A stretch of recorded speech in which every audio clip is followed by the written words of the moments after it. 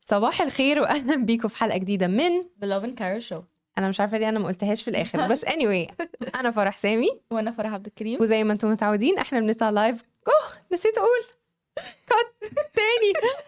انا فرح سامي انا اتضايقت من نفسي قوي. انا فرح سامي وانا فرح عبد الكريم واحنا الفرحات. دلوقتي ممكن اكمل زي ما انتم متعودين. بنطلع لايف كل يوم من لحد الخميس الساعه 11. ولو فاتتكم الحلقه وحابين تتفرجوا عليها ممكن تتفرجوا على اليوتيوب او تسمعوها على كل منصات البودكاست. احب افكركم تاني ان احنا عندنا نيو شو اسمه Love and Life. definitely check it out. بنمشي مع المشاهير والانفلونسرز behind the scenes نشوف حياتهم تبقى ماشيه ازاي. super interesting.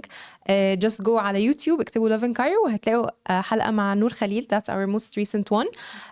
و let us know what you think. احنا النهارده يوم الاربعاء. how you feeling? good. مش Hey. حاسه ان في مصداقيه في how y'all doing? مفيش اي مصداقيه في الموضوع.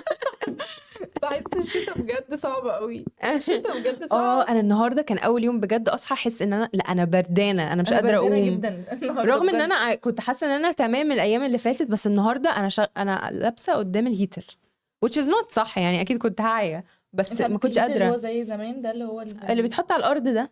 ايوه خدي بالك اتس دينجرس ما تناميش بيه يعني. اما بنامش بيه بشغله مثلا وانا داخله اللي هو اتوضى واصلي العشاء وبعدين اقوم قافلاه. اوكي تدفي بيه الاوضه. ادفي بيه الاوضه. والصبح ما بحبش اشغله بس بجد ما كنتش قادره على الاقل ادفي صوابع رجلي. اطرافي بالظبط. دي مشكلتي دايما ايديا ورجليا بجد. هل بس انا عندي ثيوري ان بجد البيت ابرد من الشارع. ان انا لما نزلت كنت تمام في البيت بعيني بجد. انا كمان. احمد بيقول مهم شربتوا القهوه. انا ما شربتش قهوه لسه يا احمد. عادي ممكن اشرب تاني. انا لسه ما شربتش ومش عارفه انا بفانكشن ازاي بس حاسه بالصداع جاي من هنا اهو يعني. بس دي مشكله عشان لما رمضان يجي انا مرعوبه. ده حقيقي فعلا تبقى بروبلم. anyways معانا بوست بيقول اتكلموا عن ميد تيرم. انا ما اتفرجتش عليه. انا اتفرجت على بس اول كام حلقه بصراحه. هارت ايموجي بيقول والله انتوا عسل. ثانك يو. جود مورنينج فرحات. جود مورنينج. انا ما اتفرجتش على ميد تيرم بس عايزه اتفرج عليه. يعني سمعت كلام كتير قوي عنه جميل وسمعت ان هو بيريبريزنت جين زي بطريقه لذيذه. يعني بيوري حاجات حقيقيه. فانا طبعا بحب الحاجات دي. هو ده يعتبر جين زي مش عارفه ايه هم يعتبروا جين زي يعني ياسمين العبد. شي از جين شيز اظن 19 يعني لسه معانا.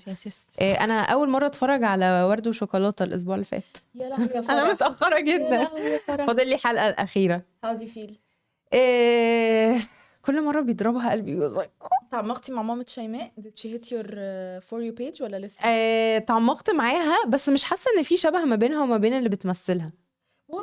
لا ما حسيتش. لا في اللي هي تعرفي الام اللي very intrusive كده. ايوه كده بس يعني حسيت في امهات كتيره قوي في مصر كده فما حسيتش اني حسيت هي دي ام شيماء. بس anyways احنا عندنا ستوريز النهارده.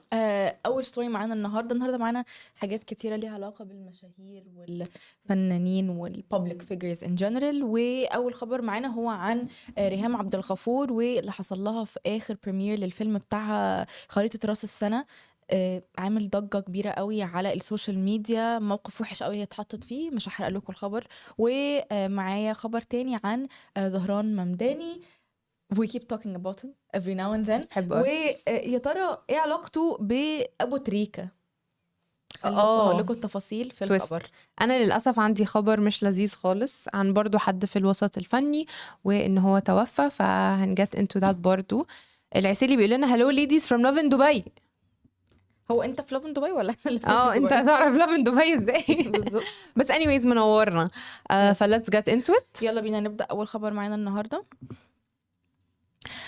كان يوم اسود لما بقى فيه موبايلات بكاميرات. ده اللي قالته الفنانة ريهام عبد الغفور بعد تسريب صور غير لائقة من عرض فيلمها.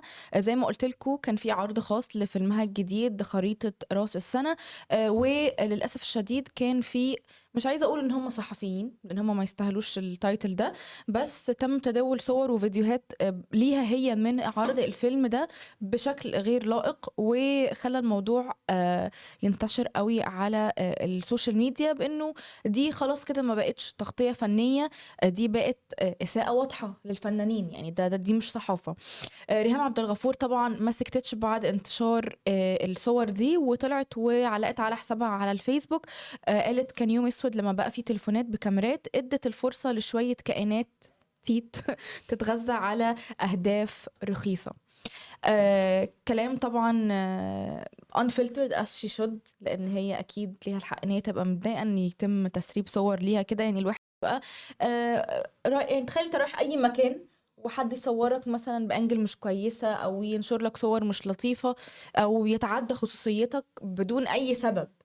كل ده for clicks و for views و for كل الكلام ده.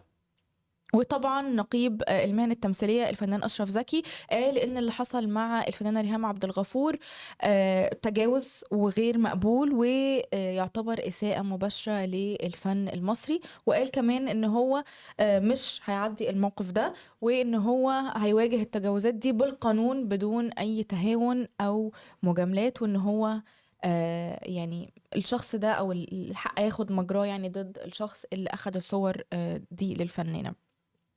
وقالوا فعلا ان هم ابتدوا ياخدوا اجراءات قانونيه ضد كل المتورطين او كل الصحفيين اللي كانوا هناك، سواء بقى الناس اللي صوروا نفسهم الصوره، او الصفحات او المنصات اللي على السوشيال ميديا اللي نشرت الصوره. فهيكون بياخد اجراءات ضدهم هما الاثنين.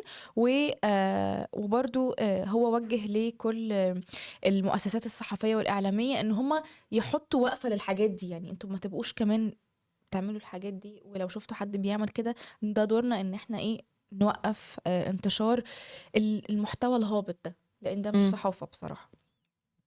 وطبعا تاني وضحوا انه النقابة بتقول انه حرية الاعلام مش معناها انه يكون في فوضى او تعدي على خصوصية الفنانين، وان كرامة الفنانين خط احمر، واي اساءة ليهم هيترد عليها بالقانون.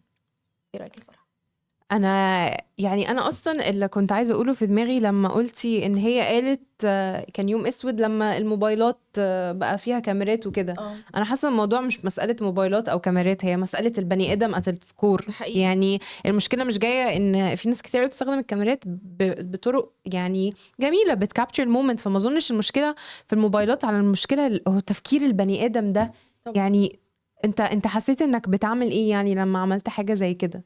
يعني بالظبط. يعني دي حاجة قلة ذوق وحاجة مقرفة on so many levels. بجد أنا مش قادرة أتخيل هي ممكن تكون حاسة بإيه.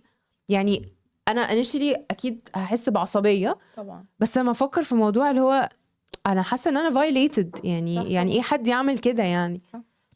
موقف مقزز قوي، مقزز جدا يعني بطريقة غير طبيعية، وأتمنى اللي عمل كده الصراحة يتحاسب يعني. واتمنى انه يعني دلوقتي بحس انه هي رايحه بريمير بتاع الفيلم بتاعها، المفروض يكون ايفنت سعيد وحاجه بالظبط. شغل في الاول في الاخر هو شغل وسليبريشن، يعني خلاص انتي تعبتي كل ده و now your movie is coming out. فالناس دي بحس ان هي يعني هدمة اللذات كده، اللي هو بيبقى ايفنت لذيذ ولطيف ومفروض ان يكون الفنان حاسس بتقدير فيه، ده يحصل له. وانا بحب ريهام عبد الغفور جدا، بحب تمثيلها جدا، و I feel for her موقف يعني لا يحسد عليه. واتمنى فعلا ان الحق ياخد مجراه، لانه this is not acceptable.